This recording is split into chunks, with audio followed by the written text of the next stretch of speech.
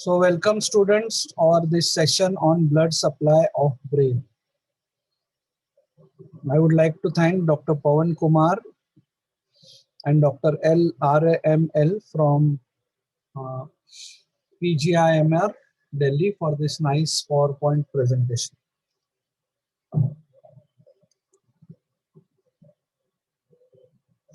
So brain gets 15% of the cardiac output, 25% of the total oxygen, and cerebral blood flow is approximately 50 ml per gram per minute. It's supplied by two internal carotid arteries and two vertebral arteries. These two internal carotid arteries arise from the common carotid arteries, which on the left side arises from the aorta and on the right side from the brachiocephalic trunk. So mainly from the aorta, carotid arteries, and vertebral arteries, they come from the subclavian artery. So there are one internal carotid, one subclavian on the right side, and one internal carotid and one subclavian, one vertebral artery on the left side. So internal carotid and vertebral are the arteries which supply the brain. So here we can see the aortic arch, okay, and on the left side there is left common carotid artery and left vertebral artery. From this left subclavian artery, from this left subclavian artery arises the left vertebral artery. So this left vertebral will go up and the left common carotid supply the left side of brain. From the brachiocephalic trunk is arising right common carotid, which will give rise to internal carotid, which will supply the brain, and then there is subclavian, right subclavian, from which arises the right vertebral. So left common carotid will give rise to the left internal carotid. Subclavian left will give rise to the left vertebral artery. They will supply the left side of brain. So these are the major arteries. The internal carotid arising from the arch of aorta, from where both internal external they arise, and vertebral arteries, they arise from the first part of the subclavian artery. So they are the arteries. So here you can see the arch of aorta, and here you can see the common carotid. Common carotid dividing into external carotid. As the name suggests, the external carotid will be mainly, the external carotid will be supplying the external areas of the face and all. While it at the upper border of the thyroid cartilage, it also gives this internal carotid artery branch, and this internal carotid artery branch, it goes and supplies the brain. It gives anterior cerebral, middle cerebral artery, internal carotid artery. While the subclavian artery gives vertebral artery, which passes through the vertebral foramina of C6 to C1 vertebrae, then passes through the suboccipital triangle, and then passes through the foramen magnum, and there it enters the brain as the two vertebral arteries actually unite. This is a very unique way by which the two vertebral arteries, they unite to form basilar artery, which divides into two posterior cerebral arteries. We'll discuss this in detail. So internal carotid artery, you can see the parts. This part is called as the cervical part, which doesn't give rise to any branch. Then comes the petrous part, okay, and then comes the cavernous part. So cervical part, petrous part, cavernous part, and then is the cerebral part. From the cerebral part, we get these branches like anterior cerebral artery, middle cerebral artery, posterior communicating artery, anterior communicating artery. While the other branches like hypophyseal branches, they are given in the cavernous part. So there are four parts of the internal carotid: cervical, petrous, cavernous, and cerebral. And these branches of the cerebral part, anterior cerebral, middle cerebral, these are the branches which supply the brain. So cervical segment, there are no branches. It goes from the bifurcation to carotid foramen. Petrous part, it passes through the petrous part of the skull. ascending, genu horizontal, and the branches are caroticotympanic and artery to pterygoid canal, not supplying the brain directly. Cavernous segment passes through the cavernous sinus and gives branches to the trigeminal ganglion and meningohypophyseal artery. Cerebral part, it is the one which gives ophthalmic artery, posterior communicating artery, anterior choroidal artery in the first part, okay, and then bifurcates ultimately it bifurcates into anterior cerebral artery, ACA, and middle cerebral artery. Ophthalmic artery will go ahead and supply the orbit, and it will also supply the skull. It will give the central artery of retina. Now vertebral artery, it arises from subclavian artery, and then it passes. You can see here how it passes. It goes medially, passes in vertebral foramina C6 to C1, then goes outside the spinal cord in the third part. This part lies in the suboccipital triangle, the third part, and then enters the foramen magnum and unites to form basilar artery. Okay. Some of the major arteries of the arising from vertebral artery. Now, the beautiful fact about all these arteries supplying the brain is all of them give five branches. Even the vertebral artery gives 5 branches, like meningeal artery, anterior spinal artery, posterior spinal artery, then medullary branches, and pica. You can read here, pica, posterior inferior cerebellar artery. Posterior inferior cerebellar artery, which supplies the medulla as well as the cerebellum. And this supplies the lateral part of the medulla, and there is something called as lateral medullary syndrome, which occurs when pica is blocked. Basilar artery, it also gives 5 branches. Basilar artery gives 5 branches. Pontine branches to the pons. The basilar artery is formed by the union of 2 vertebral arteries. The 2 vertebral arteries unite to form the basilar artery. So one vertebral artery from this side, another from this side, they will unite to form basilar artery. Okay. So here it is shown, vertebral artery going like this, going up, and another vertebral artery coming from this side and together uniting to form basilar artery. Now basilar artery gives pontine branches, labyrinthine branches to the internal ear, anterior inferior cerebellar artery. Anterior, the posterior inferior cerebellar artery was given by the vertebral artery. That was called pica. This is ICA, anterior inferior cerebellar artery. Then there is superior cerebellar artery. So inferiorly there are 2 cerebellar arteries, anterior inferior cerebellar and posterior inferior cerebellar. While superiorly there is only superior cerebellar artery and posterior cerebral artery, and that these are the terminal branches, posterior cerebral artery. So here you can see the vertebral artery, 2 vertebral arteries coming from each side, they unite to form basilar artery. Okay, they unite to form basilar artery. Here you can see the branches of the vertebral arteries also, anterior spinal, posterior spinal, meningeal branches, medullary branches, and posterior inferior cerebellar artery. So 1, posterior spinal 2, meningeal 3, medullary 4, anterior spinal 5. So these are the 5 branches of the vertebral artery. Now from here onwards it is basilar artery. Basilar artery gives ICA, anterior inferior cerebellar artery, then labyrinthine artery, then superior cerebellar artery, and the pontine branches. So it also gives 5 branches. 1, ICA, then labyrinthine 2, then pontine 3, superior cerebellar artery 4, and posterior cerebral arteries. These posterior cerebral arteries are the terminal branches of the basilar arteries. So this circle of Willis which is formed, it is the one which lies in the interpeduncular fossa at the base of the brain and supplies the brain. Now why there is a circle of Willis? So that if any artery is blocked, slowly, the other arteries can compensate. So here you can see the 2 posterior cerebral arteries, then there is the middle cerebral artery, anterior cerebral artery.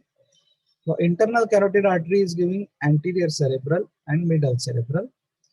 It is giving posterior communicating, which connects it with posterior cerebral, and anterior cerebral is giving anterior communicating. And then here you can see some branches, short branches, which are penetrating the brain substances. We also are able to see here some other branches like ophthalmic and all. They are not part of the circle of Willis.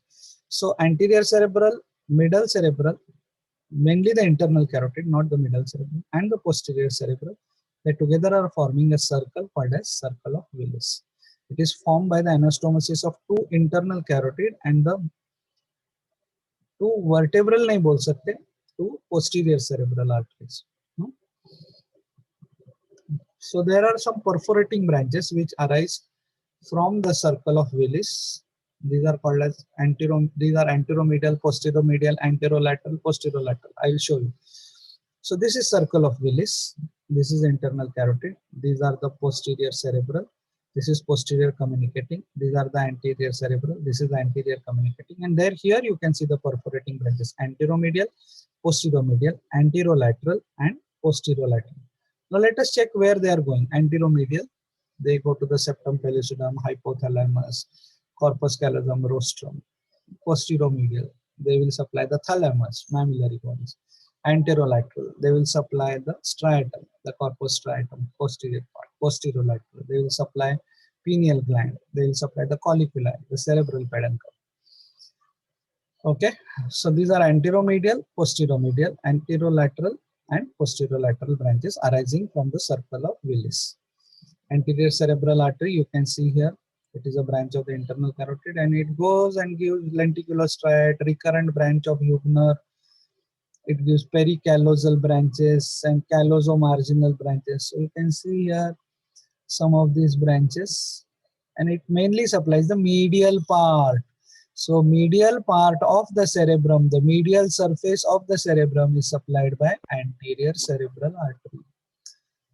Okay, through this callosomarginal branch and pericallosal branch. You can see here pericallosal, callosomarginal, frontopolar, medial orbitofrontal artery. Okay.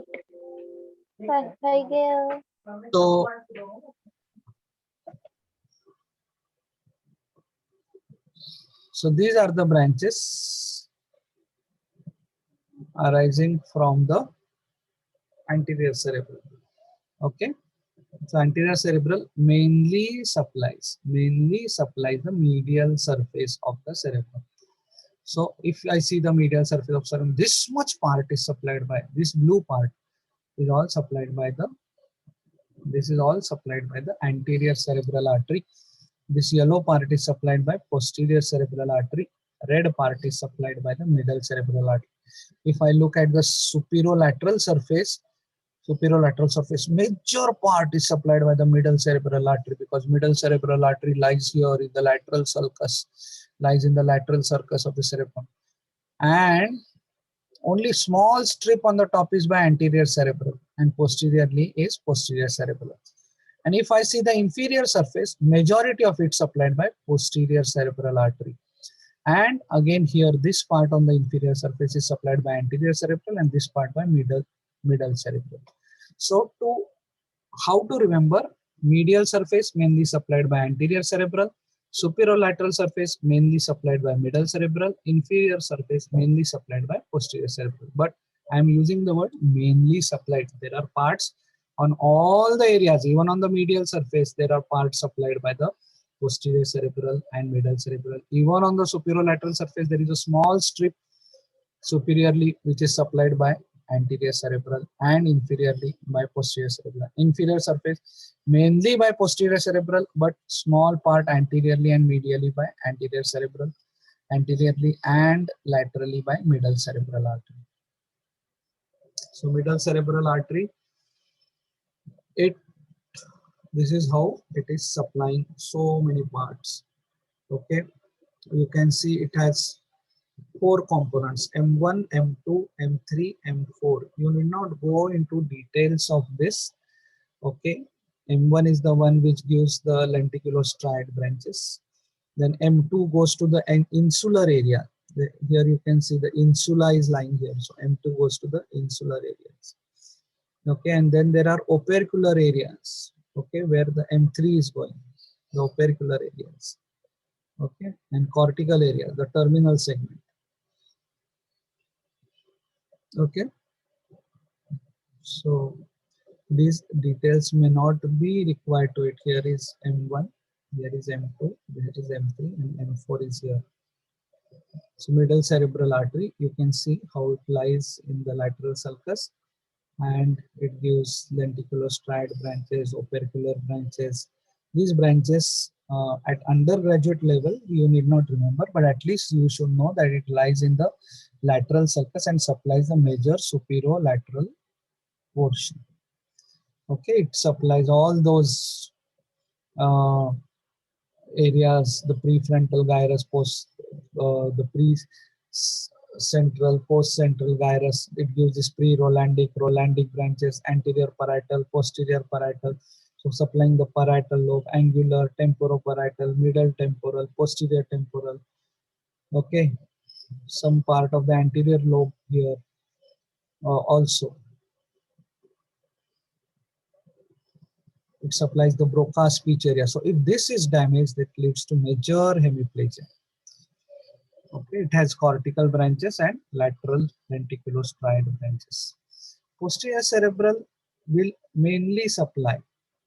Okay, it will mainly supply the inferior areas. It will supply the inferior areas. Okay. It also gives the cortical. Cortical branches are the one which go and supply the gray matter. Central branches will penetrate through the perforating substances and supply the deeper parts of the brain, while cortical branches supply the superficial parts of the cerebrum. Okay. Now blood supply of the internal capsule. Here you can see the blood supply of the internal capsule. It is coming from the recurrent branch of the Hubner. You can see here recurrent branch of Hubner coming, supplying the genu and the anterior limb. Then the medial and lateral striate branches of the middle cerebral. The middle cerebral gives these branches mainly supplying the posterior limb, and if any damage to the posterior limb happens, it leads to hemiplegia. So therefore the middle cerebral artery is very important because its medial and lateral striate branches, Charcot's artery of cerebral hemorrhage, it supplies the posterior limb. Okay, and then there are some branches coming from the posterior communicating artery, and there are posterolateral central branches which supply the retrolentiform and sublentiform part.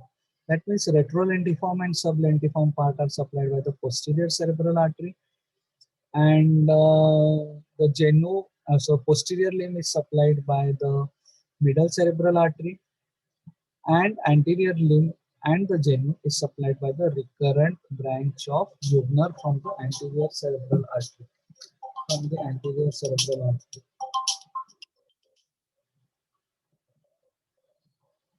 Now midbrain blood supply. So most of it of the midbrain is supplied by the basilar artery. The terminal branches of the basilar. Posterior cerebral artery.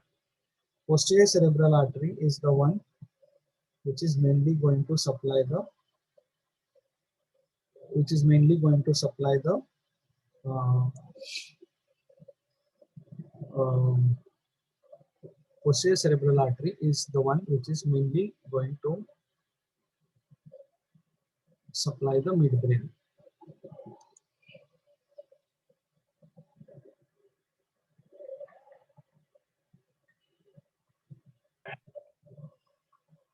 Okay.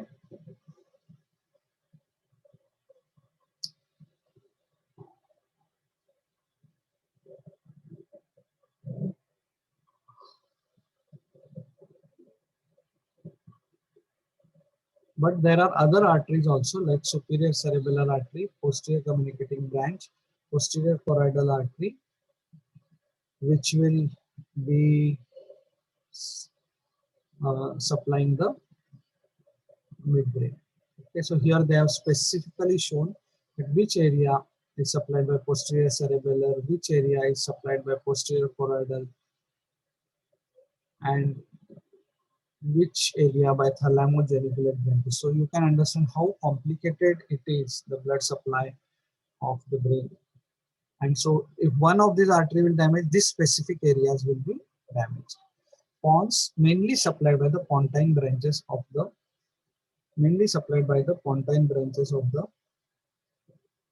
basilar artery and also the superior cerebellum. So here they have shown that paramedian part is supplied by the paramedian part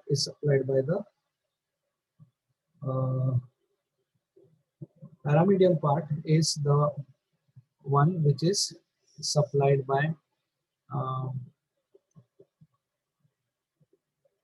basilar artery, and there are lateral circumferential branches of basilar artery, there are long circumferential branches of basilar artery. At your juncture you may not remember this. Okay, medulla mainly supplied by vertebral artery.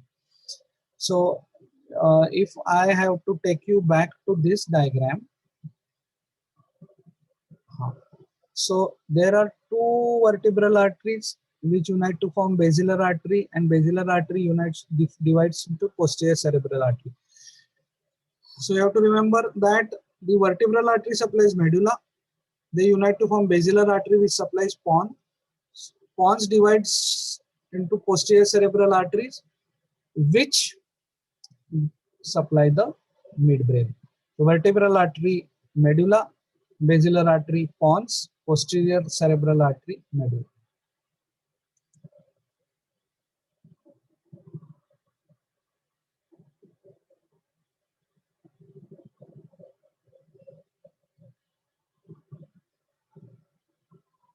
Okay.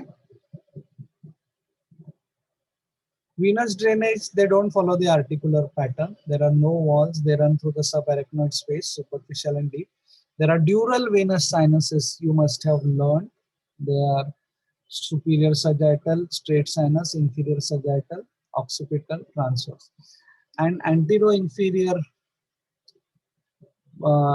at the base of the skull, two cavernous, superior petrosal, internal cavernous, and inferior petrosal. All these are also there.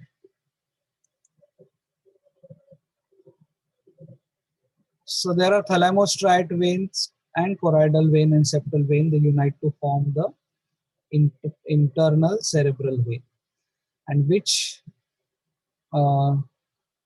internal cerebral vein then further unites with the basilar vein to form great vein of Galen. Great vein of Galen unites with inferior sagittal sinus to form straight sinus.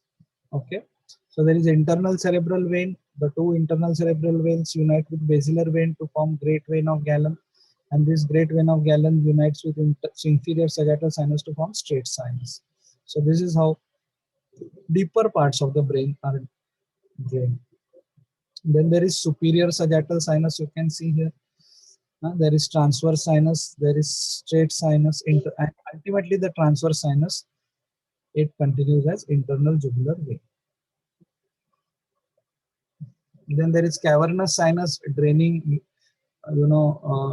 many of the superficial parts of the cerebrum. And really thank you so much for being here for this topic. So we have to understand that this blood supply of the brain is very crucial. So as regards the applied anatomy is concerned, any damage to or blockage of any of these arteries can lead to hemiplegia, paraplegia, okay, weakness of the limbs or speech. In case of brainstem is damaged, like for example, if artery supplying the midbrain is damaged, the third nerve will be involved, fourth nerve will be involved because their nuclei lie in the midbrain. If sixth and seventh nerve will be damaged, we suspect are damaged, we suspect that there is some problem to the blood supply of pons. If the 9, 10, 11, 12 nerves are damaged, we suspect that there is some problem or blockage or hemorrhage in the medulla. Of course, spontaneous hemorrhage, medullary hemorrhage are very their prognosis is bad because there lies the reticular formation, pontine reticular formation and medullary reticular formation will supply the autonomic nervous system also. So that's all for the day, students, as regards the blood supply of brain.